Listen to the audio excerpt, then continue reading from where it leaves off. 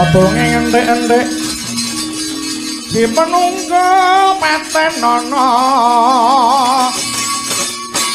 panunggul apa dosane dosa ngungkuli sesama aja tindak kewelan lah iya bener kandhamu lali sumber ketiwasan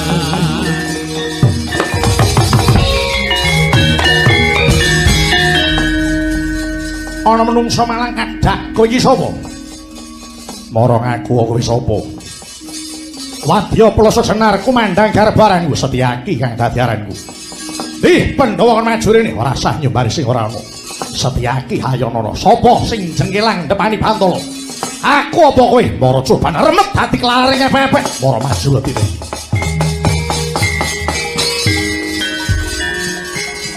sumangga hanggro surusum bareng lindu bumi gonjing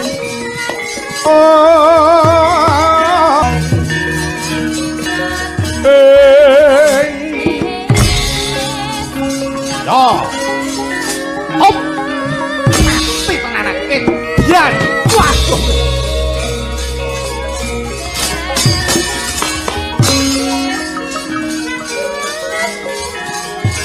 hey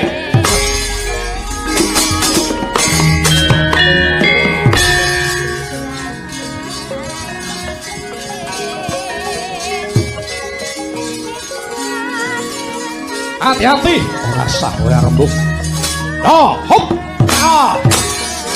ya hei wah pian wah ya wah biar iki jaluk kamu yang dengerke wong iki mati kowe hei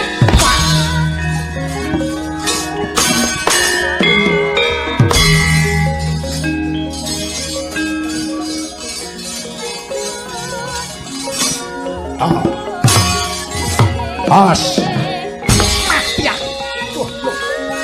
waduh ya yo ya hei ya hei hei ya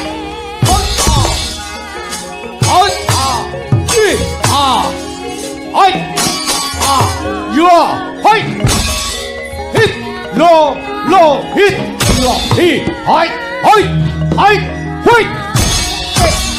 hei wah ya aku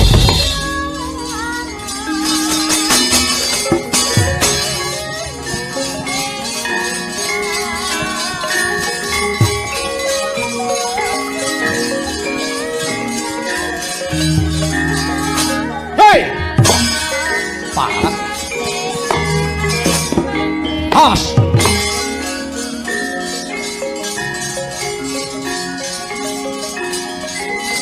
ya hei wah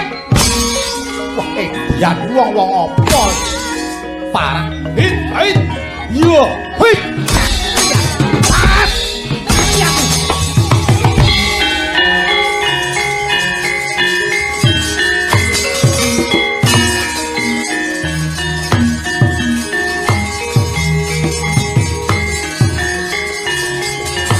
Dur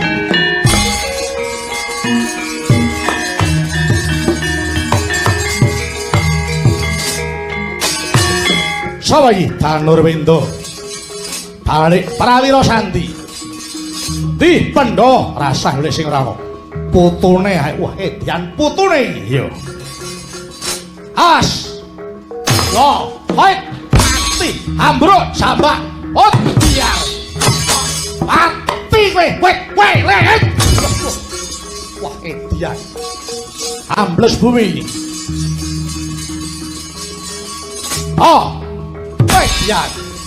weh biar wong hit weh ya yo hoi hoi yo wah mati ya yo hoi mati ya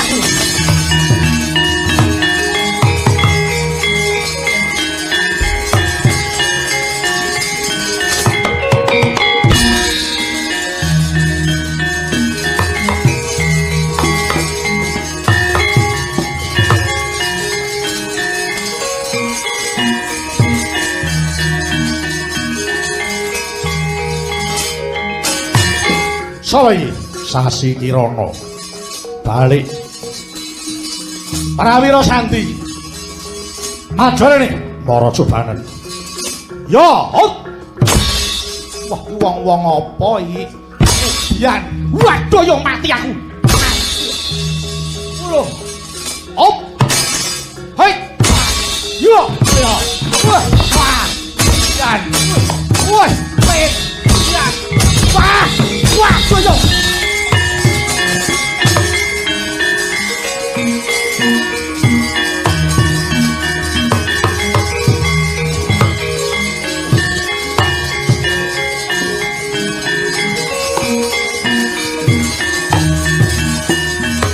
Mundur.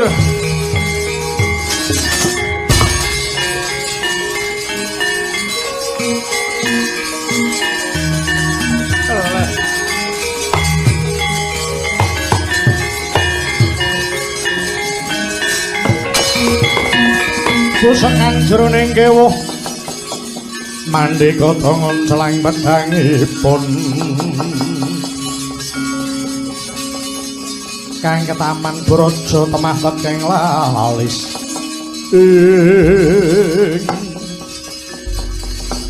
sing nguni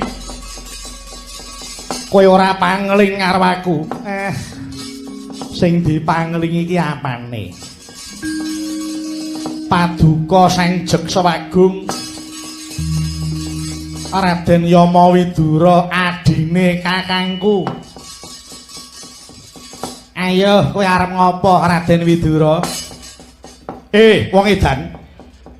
Kowe duwe isin menungso sing wis ilang rasamu. Aku sing ngerti tekluwering atimu mapan ana negara Ngastina. Ayo kowe aja kokean rembug. Sing mati aku apa kowe? Elah sepira banggane wong pincange kok kemakimu ora jamak. Ayo yen arep nyoba karo Sengkuni ora sandadak nyawang aku sapa kowe sapa. Neng kene anane mungsuh karo mungsuh. Mara maju ora tak untapke nyap. Wah, ketok ndasmu kowe, Pak.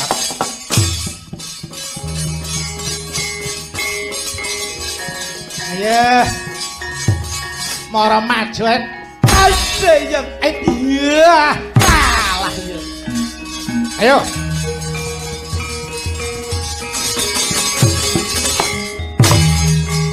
ya aku rak mau ngemong kowe bang ih kok ngendel lagi ayo hai ya kalah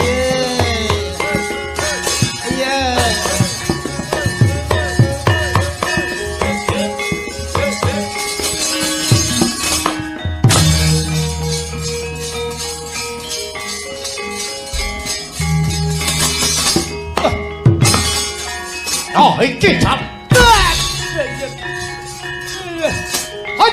Yo. Ya.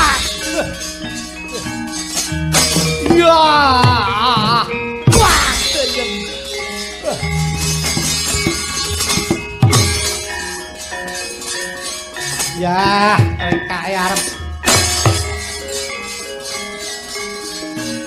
Ayo.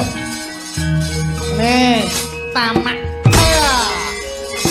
Hei, nyoh keris kutat, daun lipat, kartok kapak yang, hut, wah, ayo,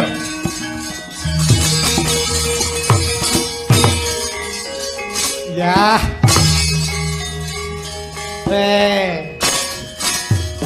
gawa cuti injet, kartok gopo, ngerampung ke nyawamu nyoh ini. Tamak lo ini ya nyah geger wah iya terus na mati kowe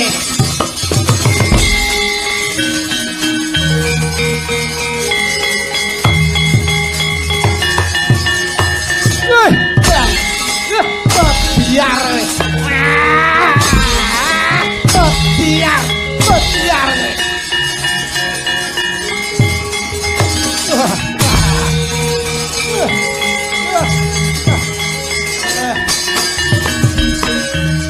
Wis ora nggandra sepira. Mung dapur mak mungsuh karo aku iki sepira kekuatanmu Widura. Oh. Ya. Kodiar. Kodiar. Hey.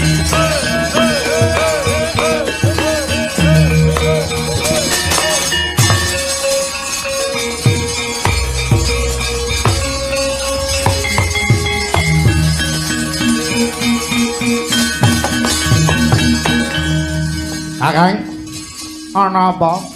Menika sinten? Iki jenenge Yama Widura. Iki adine Kakang Drestarata. Oh, ngaten ya. Iki ya ora patut diuripi. Bradal ususe. Ayo maju ngeramuke Pandhawa. Monggo kula dherekaken.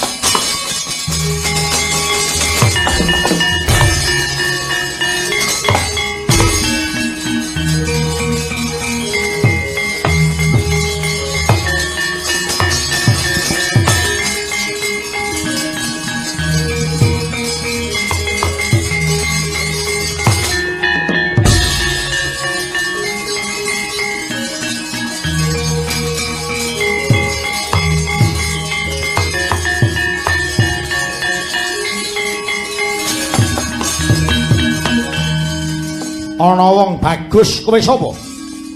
Arjuna kekasihku balik. Iki kadange Kakang Haryasuman. Hangga jaksa aranku, hangga jaksa yo. Mara kowe maju rene. Nyembau dlamaan sikilku tak tugele gulune. Aja kowe rembug. Mara ketokno kasudebyangmu Janaka ora bakal mundur jangkah. Remet hati klareng epek ilang nyawamu.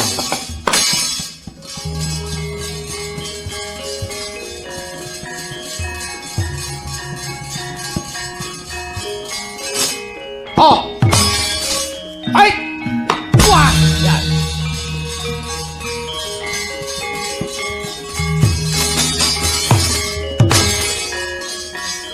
Ya. As. Hei, kowe dian mati kowe. Nyo, jalukamu iki.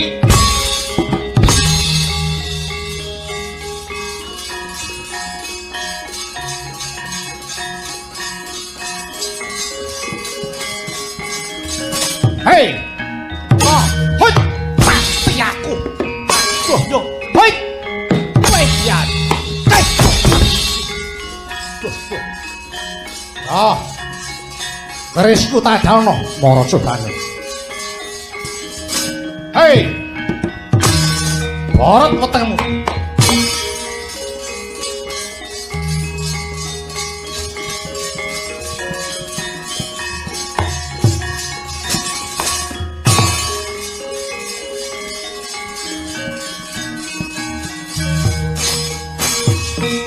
Ayo, landhep kerisku, mandi kerisku. Ngudang siunge Bathara Kala mara cobane. Hai. Hai. Hei, hei, hei. Oh. What? Ayah. Oh. Oi. Ayo.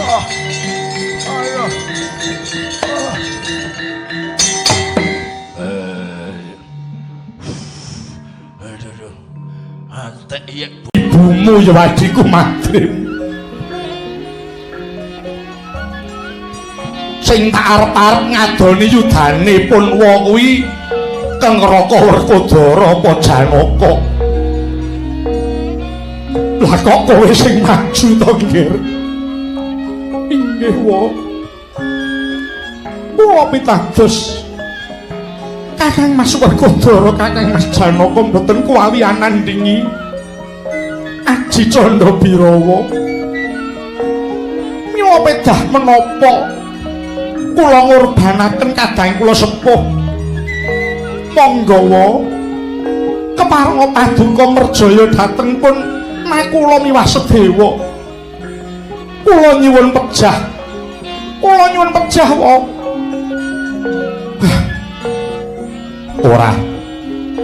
Ora.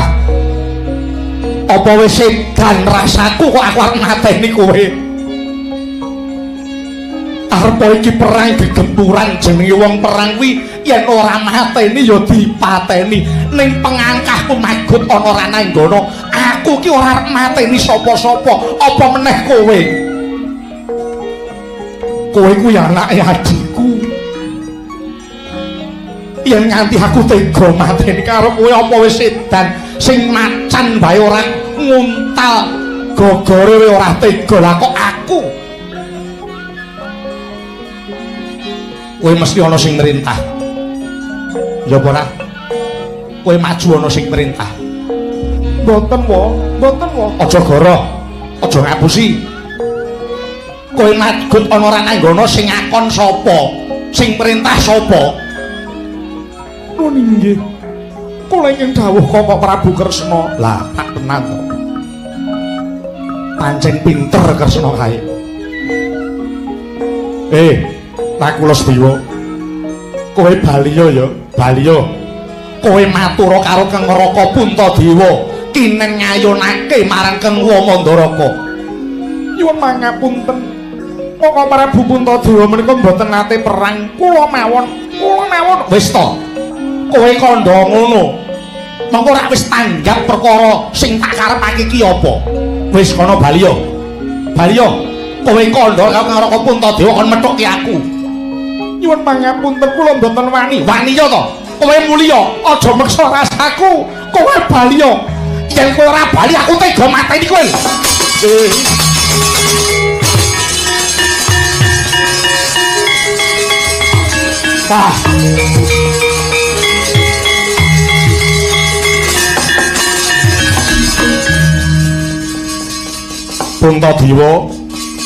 Puntadewa muga kowe tanggap karo sing tak karepake ya, Nder.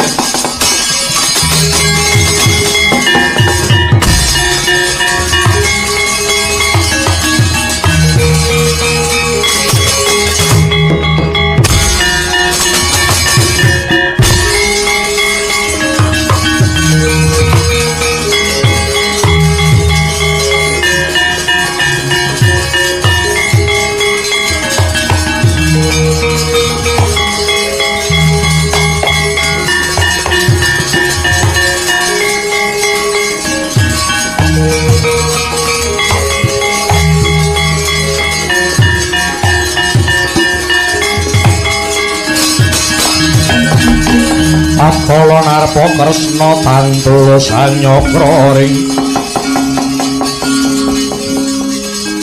para Siwara Jahnawi Suta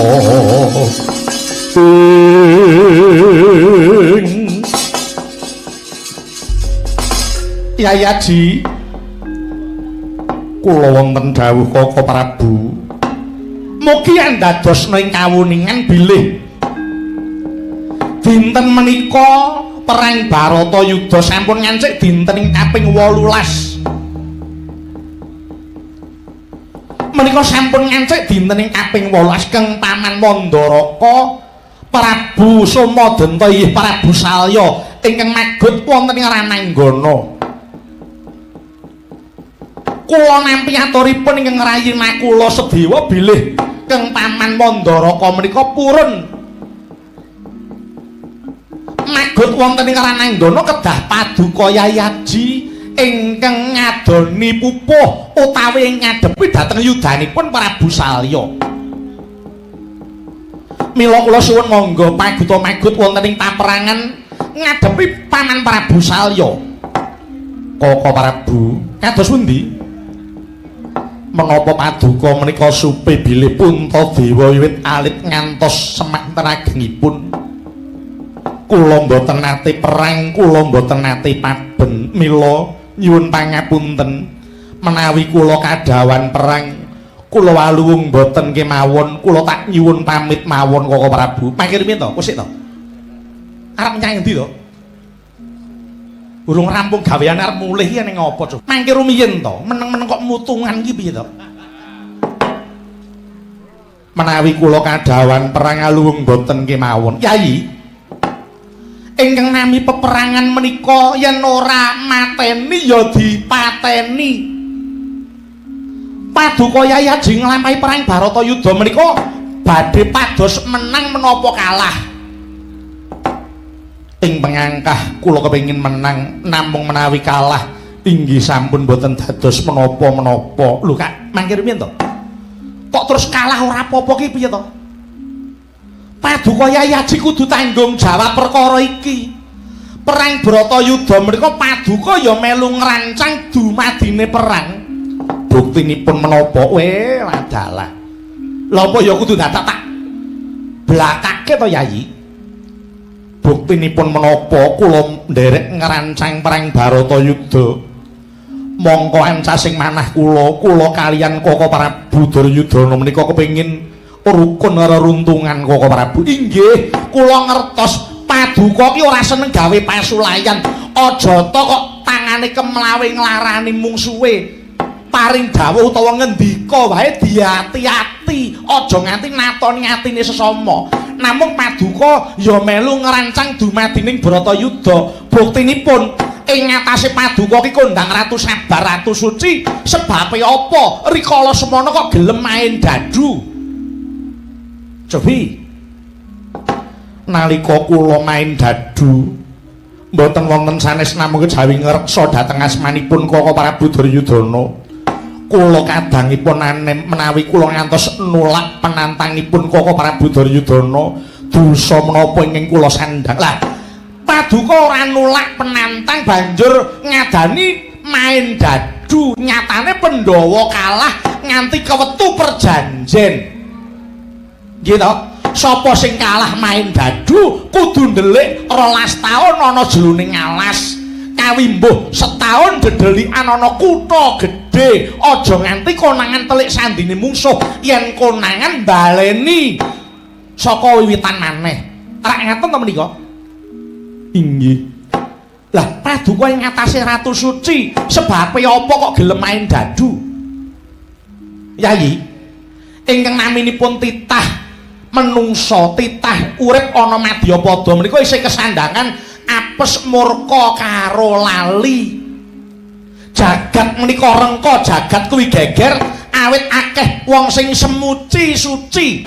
Mboten suci lho nggih, wong semuci suci kemersik-resik. Satemah ucape kuwi ketoke gawe ademing suasana, ning sejatine mentala ngedu kumba padha sedulur. Menapa paduka remen padha walok galo Prabu Puntadewa ke Ratu Suci ning mung semuci suci, buktine Ratu Resik ora gelem kelepetan dosa ning gelem main dadu lho. Menapa paduka remen? Yayi, monggo keparenga paduka ngalang sepisan menika, keparenga paduka magut ing rananggana ngadoni dhateng Kang Paman Prabu Salya. Menawi kula kenging damel pepejah, kula mboten sagah. Paduka mboten damel pepejah, namung nyampurnakaken kemawon yitmanipun Kang Paman Salya. Ingkang sarana kangge mejahi wonten piyambak. Kula sumanggaken Janaka rene ya.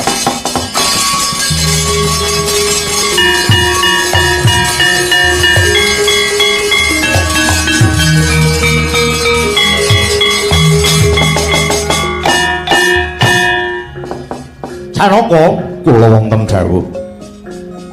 Tak jaluk ewang-ewang ana Kang Raka Puntadewa. Kula kedah kados pundi Koko Prabu? Sira mustya pusaka jemparing. Jemparing kuwi mau lepasna ngener marang jajane Kang Paman Prabu Salya. Yayi Haji, kula wonten dawuh sak sampunipun Yayi Janaka nglepasaken jemparing pernah wonten jajanipun Kang Paman Prabu Salya, paduka musti jamus kelima sada. Jamus kelima sada dayanipun saged nyapu Aji Candha Birawa. Tuwin jamus kelima sada kala wau kaungkulna wonten sak nyinggiling mestakanipun Kang Paman Salya. Menika dados sarana sampurnaning gugure Kang Paman Salya. Ngestaken dawuh kula nyuwun pangestu Koko Prabu. Sing ati-ati Janaka.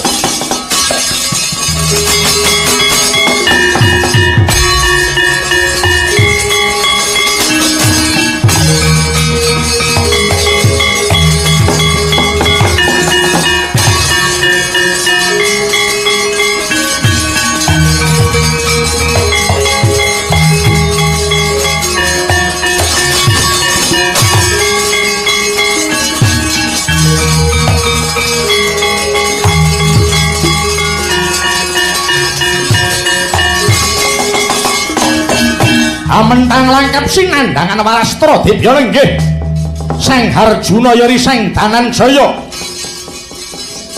sigra nglepasaken puneng jemparing ngener marang jajaning Prabu Somadenta ya Prabu Salya jumepret lir sinentak mulat Prabu Puntadewa sigra mesti jamus kelima sada dayaning kelima sada ana angin Garuda nyapu Aji Candra Birawa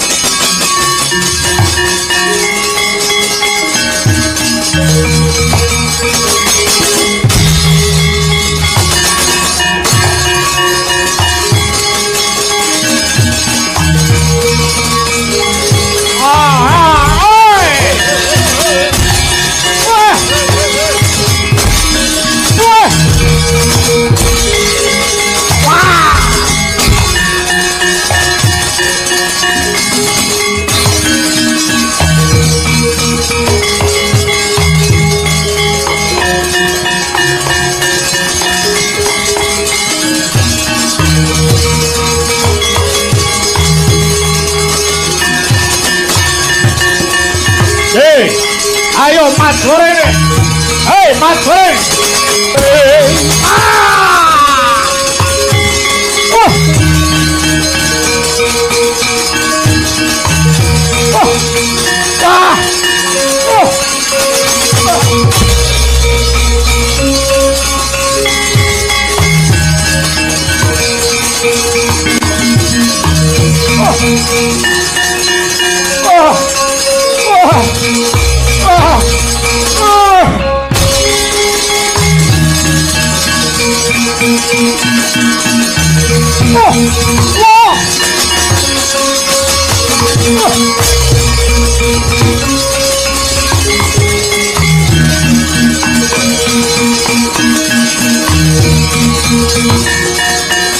Aman Prabu Aman Prabu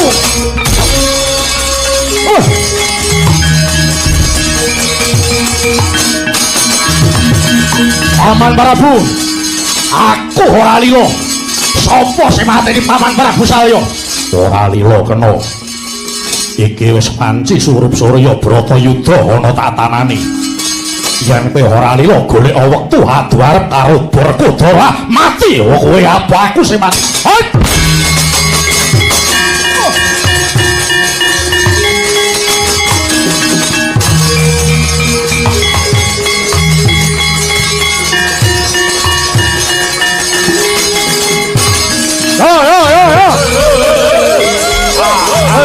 ayo kubur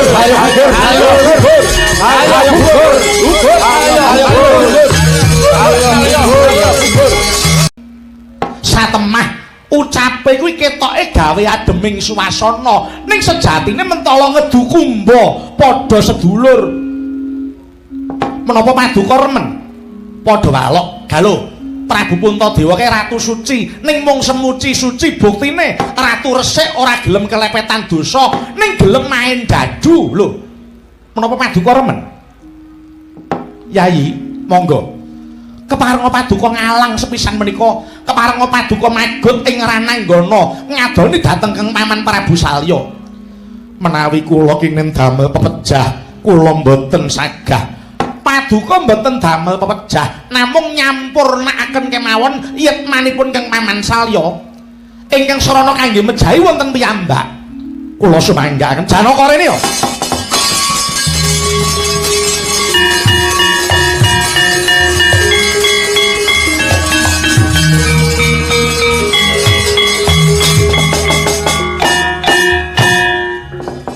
Janaka kula wonten dawuh jaluk ewang-ewang ana kang Raka Puntadewa. Kula kedah kados pundi Koko Prabu? Sira mustya pusaka jemparing. Jemparing kuwi mau lepasna ngener marang jajane Kang Paman Prabu Salya. Yayaji, kula wonten dawuh sak sampunipun Yayi Janaka nglepasaken jemparing pernah wonten jajanipun Kang Paman Prabu Salya. Paduka mesti jamus kelima sada. Jamus kelima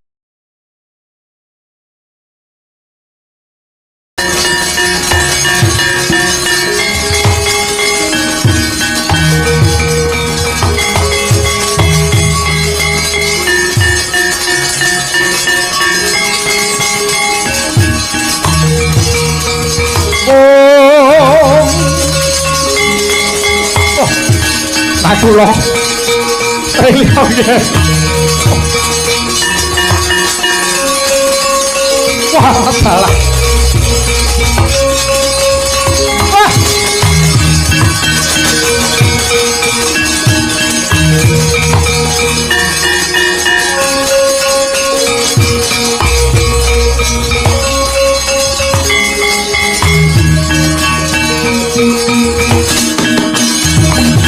Sorom deweng karo kingkin lir maing uswa kang layon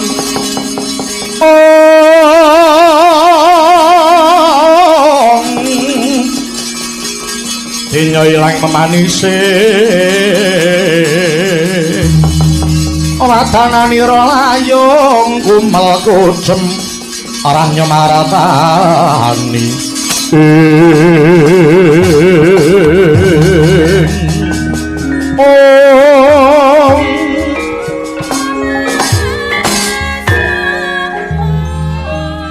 kula Sedewa bareng kowe sing methuke karo aku gawang-gawang citrane ibumu ya wadiku Madrim sing tak arep-arep ngadoni yudane pun wa kuwi Kang Raka Werkodara apa Janaka lah kok kowe sing maju to nggih inggih wa kula pitados Kakang Mas Werkodara Kakang Mas Janaka mboten kuwawi anandingi Aji Candra Birawa mila pedah menapa kula ngurbanaken kadang kula sepuh monggo wa keparenga paduka merjaya dhateng pun nek kula miwah Sedewa kula nyuwun pejah wa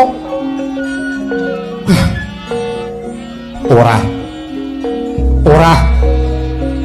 apa wis sedan rasaku kok aku arep mateni kowe arep iki perang gegempuran jenenge wong perang kuwi yen ora mateni ya dipateni ning pengangkahku magut ana Rananggana aku ki ora arep mateni sapa-sapa apa meneh kowe kuwi anake adikku yen nganti aku tega mateni karo kowe apa wis sedan sing macan bae ora nguntal gogore ora tega lah kok aku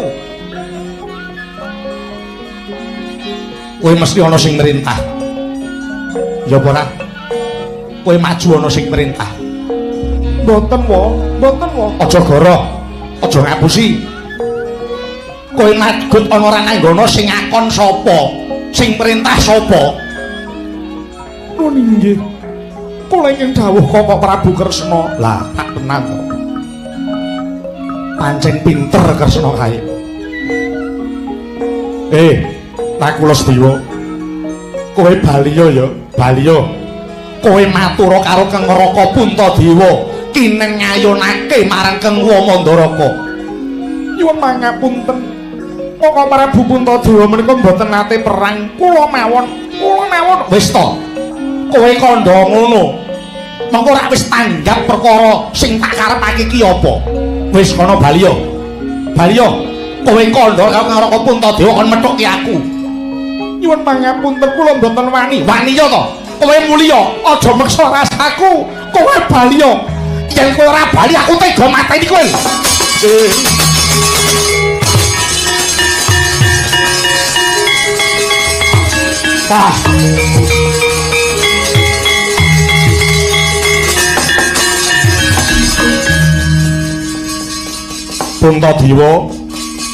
Puntadewa muga kowe tanggap karo sing tak karepake ya Ndir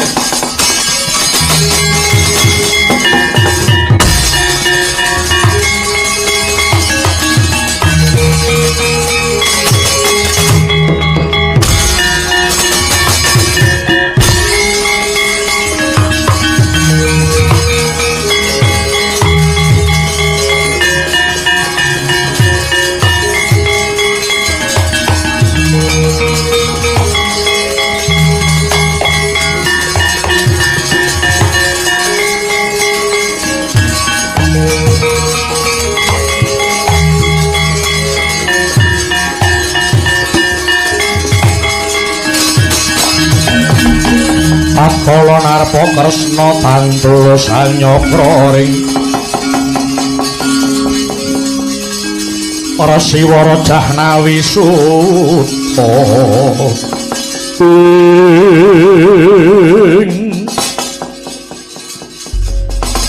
Yayaji kula wonten dawuh Kaka Prabu mugi andadosna ing kawuningan bilih dinten menika perang Baratayuda sampun ngancik dinten ing kaping 18 menika sampun ngancik dinten ing kaping 18 keng Paman Mandaraka Prabu Somadenta inggih Prabu Salya ingkang magut wonten ing Rananggana. Kula nampi aturipun ingkang rayi Nakula Sedewa bilih keng Paman Mandaraka menika purun magut wonten ing Rananggana kedah paduka Yayaji ingkang ngadoni pupuh utawi ngadepi dhateng yudanipun Prabu Salya. Mila kula suwun monggo paguta magut wonten ing paperangan ngadepi Paman Prabu Salya. Kaka Prabu, kados pundi? Menapa paduka menika supe bilih Puntadewa wiwit alit ngantos semanten agengipun? Kula mboten nate perang, kula mboten nate paben. Mila nyuwun pangapunten menawi kula kadawan perang kula waluwung mboten kemawon kula tak nyuwun pamit mawon Kaka Prabu. Pangkirmi to, kusik to. Arep nyang endi to? Urung rampung gawean arep mulih iki ning apa, Cuk? Mangke rumiyin to, meneng-meneng kok mutungan iki piye to?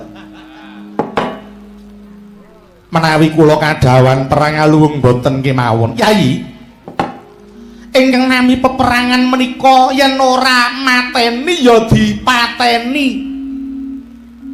Paduka Yayaji nglampahi perang Baratayuda menika badhe pados menang menapa kalah. Ing pengangkah kula kepengin menang namung menawi kalah inggih sampun boten dados menapa-menapa. Lho Kak, mangkir piye to? Kok terus kalah ora apa-apa ki piye to? Paduka Yayaji kudu tanggung jawab perkara iki. Perang Baratayuda menika paduka ya melu ngrancang dumadine perang. Buktinipun menapa? Adalah. Lha apa ya kudu tak blakake to Yayi? Buktinipun menapa kula nderek ngrancang perang Baratayuda.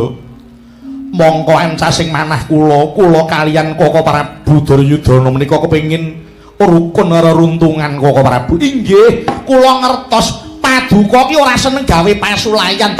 Aja to kok tangane kemlawe nglarani mungsuhe. Paring dawuh utawa ngendika wae diati-ati, aja nganti natoni atine sesama. Namung paduka ya melu ngrancang dumadining Baratayuda. Buktinipun ing ngatasé paduka ki kondang Ratu Sabar, Ratu Suci. Sebabe apa rikala semana kok gelem main dadu? Cobi nalika kula main dadu mboten wonten sanes namung kejawi ngreksa dhateng asmanipun Kaka Prabu Duryudana. Kula kadangipun anem menawi kula ngantos nulak penantangipun Kaka Prabu Duryudana dosa menapa ingkang kula sandhang. Lah paduka ora nulak penantang banjur ngadani main dadu, nyatane Pandhawa kalah nganti kewetu perjanjen. Gitu, sapa sing kalah main dadu kudu ndelik 12 taun ana jroning alas, kawimbuh setahun dedelikan ana kutha gedhe. Aja nganti konangan telik sandine mungsuh, yen konangan baleni saka wiwitan maneh. Rak ngaten to menika? Inggih. Lah paduka ing ngatasé Ratu Suci, sebabe apa kok gelem main dadu? Yayi, ingkang naminipun titah menungso, titah urip ana Madyapada menika isih kesandangan apes murka karo lali. Jagat menika rengka, jagat kuwi geger awit akeh wong sing semuci suci. Mboten suci lho nggih, wong semuci suci kemersik-resik. Satemah ucape kuwi ketoke gawe ademing suasana, ning sejatine mentala ngedu kumba padha sedulur. Menapa paduka remen padha walok galuh Prabu Puntadewa ke ratu suci, ning mung semuci suci buktine ratu resik ora gelem kelepetan dosa, ning gelem main dadu lho. Menapa paduka remen? Yayi, monggo. Keparenga paduka ngalang sepisan menika, keparenga paduka magut ing Rananggana ngadoni dhateng Kang Paman Prabu Salya. Menawi kula kinen damel pepejah, kula mboten sagah. Paduka mboten damel pepejah, namung nyampurnakaken kemawon yetmanipun Kang Paman Salya ingkang sarana kangge mejahi wonten piyambak. Kula sumanggaken Janaka rene yo.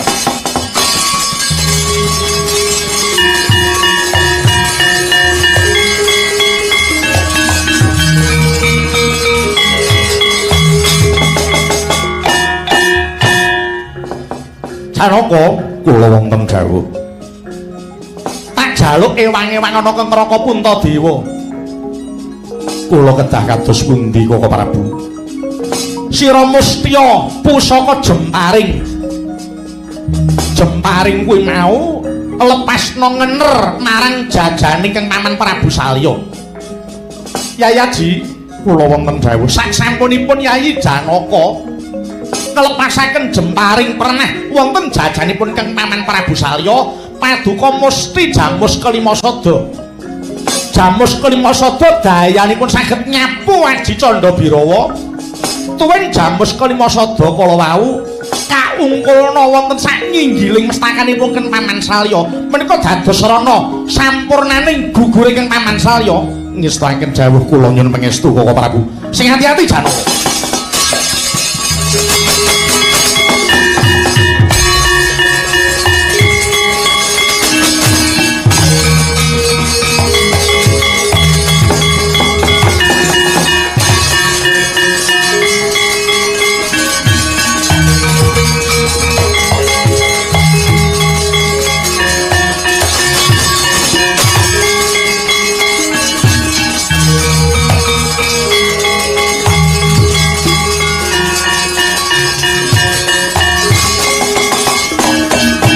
Mentang langkap sinandangan Warastra Dibya linggih Sang Harjuna yori Sang Dananjaya sigra nglepasaken puneng jemparing ngener marang jajaning Prabu Somadenta ya Prabu Salya jumepret lir sinentak mulat Prabu Puntadewa sigra mesti jamus kelima sada dayaning kelima sada ana angin Garuda nyapu Aji Candha Birawa.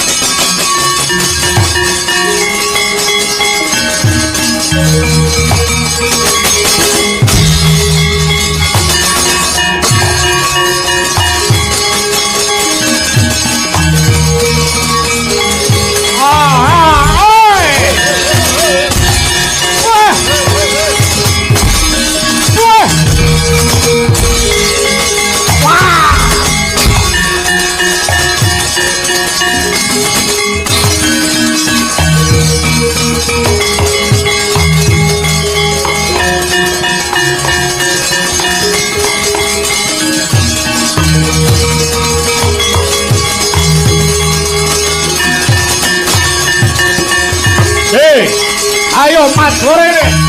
Hei Mas Goreng.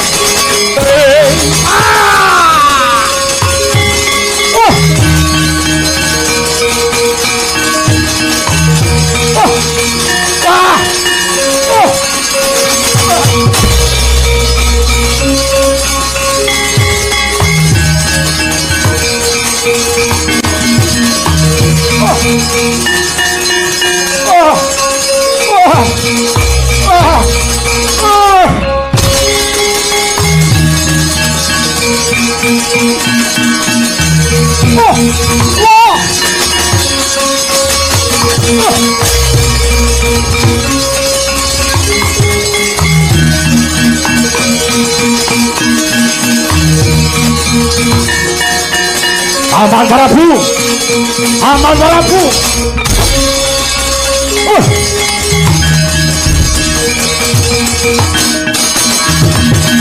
Aman Prabu, aku ora liya. Sapa sing mateni Paman Prabu Salya? Ora lila kena. Iki wis panci surup Surya Bratayuda ana tatanane. yen kowe ora lila golek wektu adu arep karo Barakuda mati kowe apa aku sing mati.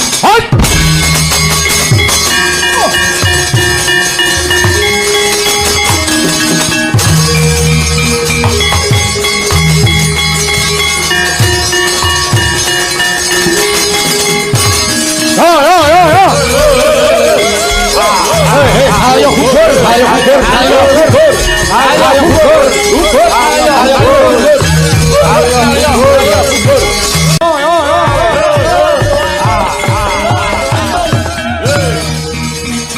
Hei, ayo tibani wis, tibani wis. What?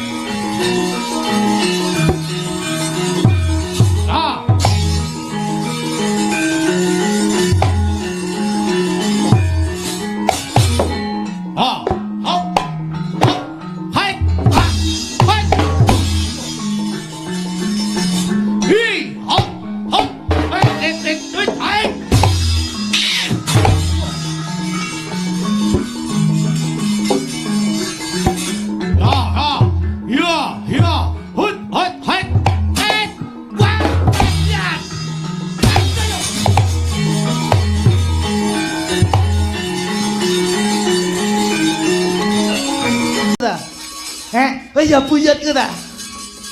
Empuh. Duwe mbah kaya dapure ngono ya sing sudi sapa? Aku ki mbahmu Buyut ya ta. Wis ta, ora sandadak kowe arep rene arep ngopo? Arep ngilangi nyawa. Malah apa malaikat kok ngilangi nyawa ki. Nah, yen arep nyoba mbahmu Buyut iki tandang Wah, tungkak sirah kowe.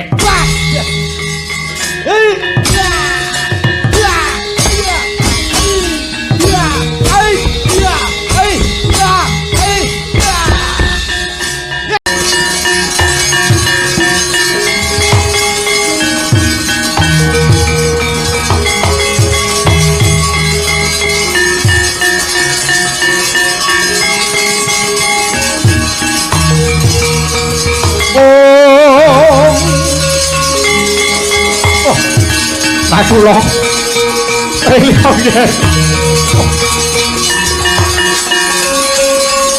Wah, salah.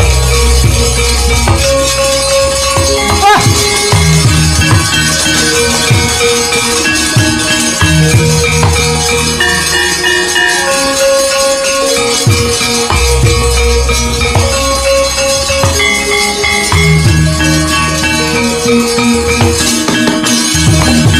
Soram deweng karo kingkin lir maing uswa kang layon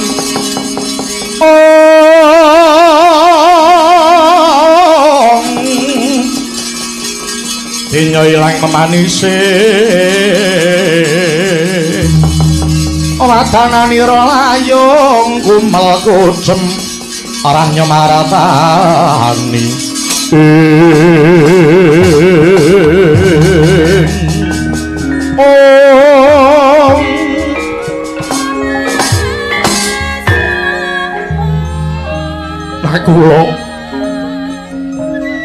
Sedewa. Bareng kowe sing methuke karo aku. Gawang-gawang citrane ibumu ya adhiku Madrim. Sing tak arep-arep ngadoni yudane pun wong kuwi Kengraka Werkodara apa Janaka. Lah kok kowe sing maju to, Nggir? Inggih, Wa. Kula pitados Kakang Mas Werkodara, Kakang Mas Janaka mboten kuwawi anandingi Aji Candra Birawa. Mila pedah menapa kula ngurbanaken kadang kula sepuh. Monggo Wa. Keparenga paduka merjaya dhateng pun nakula miwah Sedewa. Kula nyuwun pejah. Kula nyuwun pejah, Wa. Ora. Apa wis sedan rasaku kok aku arep mateni kowe? Arep iki perang gegempuran jenenge wong perang kuwi yen ora mateni ya dipateni. Ning pengangkahku magut ana Rananggana, aku ki ora arep mateni sapa-sapa, apa meneh kowe. Kowe kuwi anake adikku. Yen nganti aku tega mateni karo kowe apa wis sedan sing macan bae ora nguntal gogore ora tega lah kok aku. Kowe mesti ana sing merintah. Ya apa ora? Kowe maju ana sing merintah. Mboten, Wa. Aja goro. Aja ngapusi. Kowe magut ana Rananggana sing ngakon sapa? Sing perintah sapa? Nuwun inggih. Kula ingkang dawuh Kakang Prabu Kresna. Lah, tak tenan to. Pancen pinter Kresna kae. Nakula Sedewa. Kowe baliya ya, baliya. Kowe matura karo Kengraka Puntadewa kineng ngayunake marang Kang Wamandaraka. Nyuwun mangapunten. Kakang Prabu Puntadewa menika mboten nate perang. Kula mawon. Wis to. Kowe kandha ngono. Mengko ora wis tanggap perkara sing tak karepake ki apa? Wis kono baliya. Kowe kandha karo Kengraka Puntadewa kon methuki aku. Nyuwun pangapunten kula mboten wani. Wani ya to. Kowe mulya, aja meksa rasaku. Kowe baliya. Yen kowe ora bali aku tega mateni kowe.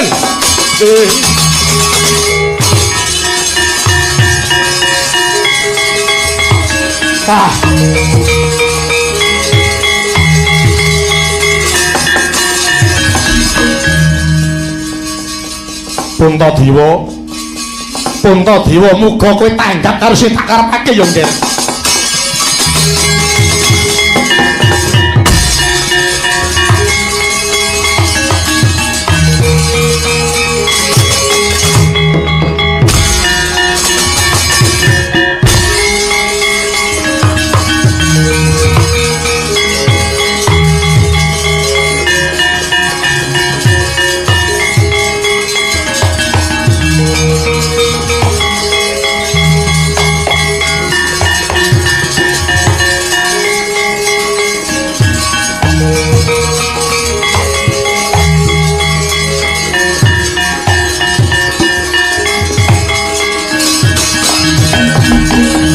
Kala narpa Kresna tantul sanyakra ring Rasiwara Jahnawi Suta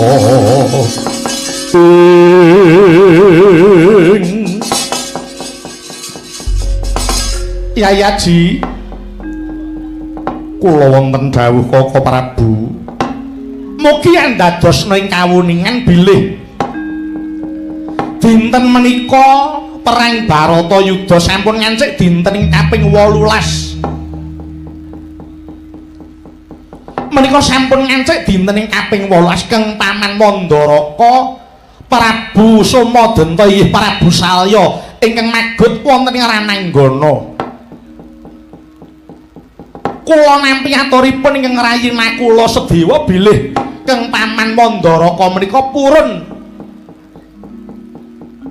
magut wonten ing Rananggana kedah paduka Yayaji ingkang ngadoni pupuh utawi ngadepi dhateng yudanipun Prabu Salya. Mila kula suwun monggo paguta magut wonten ing paperangan ngadepi Paman Prabu Salya. Koko Prabu, kados pundi? Menapa paduka menika supe bilih Puntadewa wiwit alit ngantos semanten agengipun? Kula mboten nate perang, kula mboten nate paben. Mila nyuwun pangapunten menawi kula kadawan perang, kula waluwung mboten kemawon, kula tak nyuwun pamit mawon Koko Prabu. Mangke rumiyin to, kusik to. Arep nyang endi to? Urung rampung gaweane arep mulih iki ning ngopo, Cuk? Mangke rumiyin to, meneng-meneng kok mutungan iki piye to? Menawi kula kadawan perang aluwung mboten kemawon. Yayi, ingkang nami peperangan menika yen ora mateni ya dipateni. Paduka Yayaji nglampahi perang Baratayuda menika badhe pados menang menapa kalah. Ing pengangkah kula kepengin menang, namung menawi kalah inggih sampun boten dados menapa-menapa. Lho Kak, mangke rumiyin to? Kok terus kalah ora apa-apa ki piye to? Paduka Yayaji kudu tanggung jawab perkara iki. Perang Baratayuda menika paduka ya melu ngrancang dumadine perang. Buktinipun menapa? Ladalah. Lha apa ya kudu dadak tak blakake to Yayi? Buktinipun menapa kula nderek ngrancang perang Baratayuda. Mongko ancasing manah kula kaliyan Koko Prabu Duryudana menika kepengin rukun reruntungan Koko Prabu. Inggih, kula ngertos paduka ki ora seneng gawe pasulayan. Aja to kok tangane kemlawe nglarani mungsuhe. Paring dawuh utawa ngendika wae diati-ati, aja nganti natoni atine sesama. Namung paduka ya melu ngrancang dumadining Baratayuda. Buktinipun ing ngatasé paduka ki kondang Ratu Sabar, Ratu Suci. Sebabe apa rikala semana kok gelem main dadu? Cobi nalika kula main dadu mboten wonten sanes namung kejawi ngreksa dhateng asmanipun Koko Prabu Duryudana. Kula kadangipun anem menawi kula ngantos nulak penantangipun Koko Prabu Duryudana, dosa menapa ingkang kula sandhang. Lah paduka ora nulak penantang banjur ngadani main dadu, nyatane Pandhawa kalah nganti kewetu perjanjen. Nggih to? Sapa sing kalah main dadu kudu ndelik 12 taun ana jroning alas. Kawimbuh setahun dedelikan ana kutha gedhe. Aja nganti konangan telik sandine mungsuh. Yen konangan baleni saka wiwitan maneh. Rak ngaten to menika? Inggih. Lah paduka ing ngatasé Ratu Suci, sebabe apa kok gelem main dadu? Yayi, ingkang naminipun titah menungsa, titah urip ana Madyapada menika isih kesandangan apes murka karo lali. Jagat menika rengka, jagat kuwi geger awit akeh wong sing semuci suci. Mboten suci lho nggih, wong semuci suci kemersik-resik. Satemah ucape kuwi ketoke gawe ademing swasana, ning sejatine mentala ngedu kumba padha sedulur. Menapa paduka remen? Padha walok galuh. Prabu Puntadewa ke Ratu Suci ning mung semuci suci, buktine Ratu Resik ora gelem kelepetan dosa ning gelem main dadu lho. Menapa paduka remen? Yayi, monggo. Keparenga paduka ngalang sepisan menika, keparenga paduka magut ing Rananggana ngadoni dhateng Kang Paman Prabu Salya. Menawi kula kinen damel pepejah, kula mboten sagah. Paduka mboten damel pepejah, namung nyampurnakaken kemawon yetmanipun Kang Paman Salya ingkang sarana kangge mejahi wonten piyambak. Kula sumanggaken Janaka rene yo.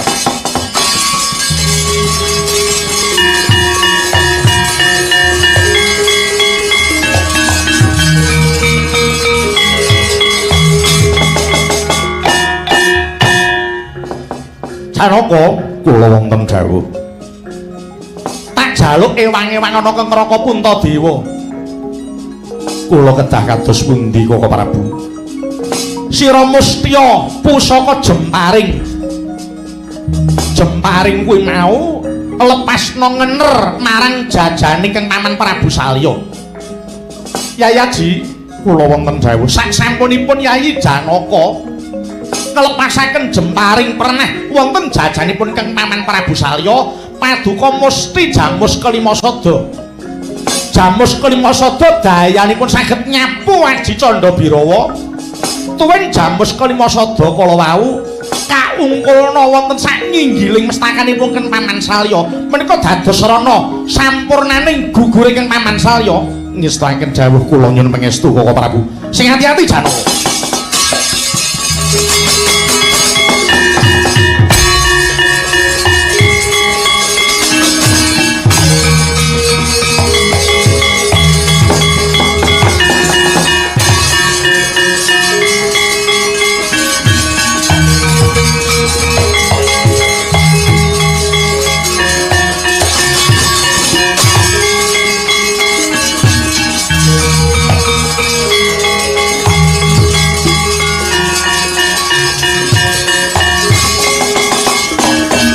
Amentang langkap sinandangan Warastra Dibya lenggih Sang Harjuna yari Sang Dananjaya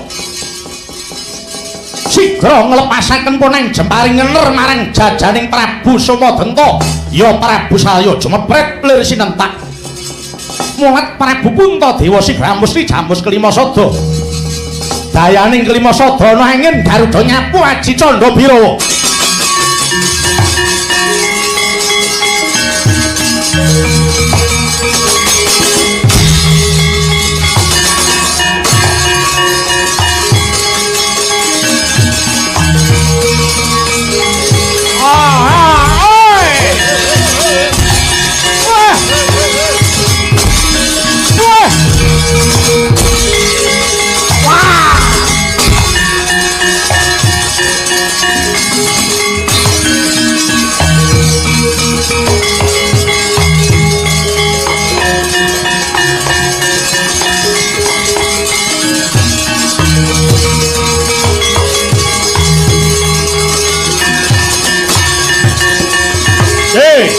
Ayo Mat Goreng.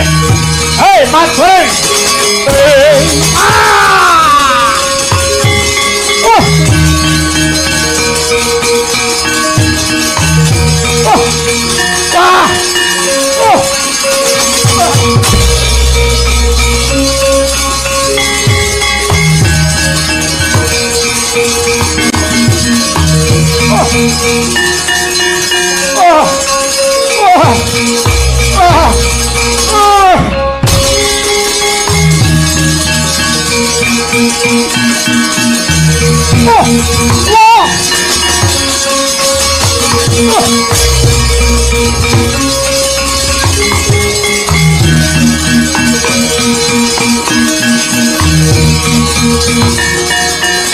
Aman Prabu, Aman Prabu.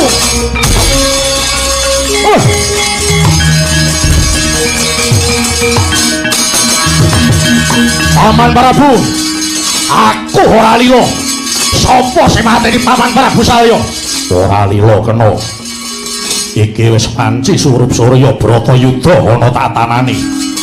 Yen kowe ora lila golek wektu adu arep karo Barakuda mati kowe apa aku sing mati.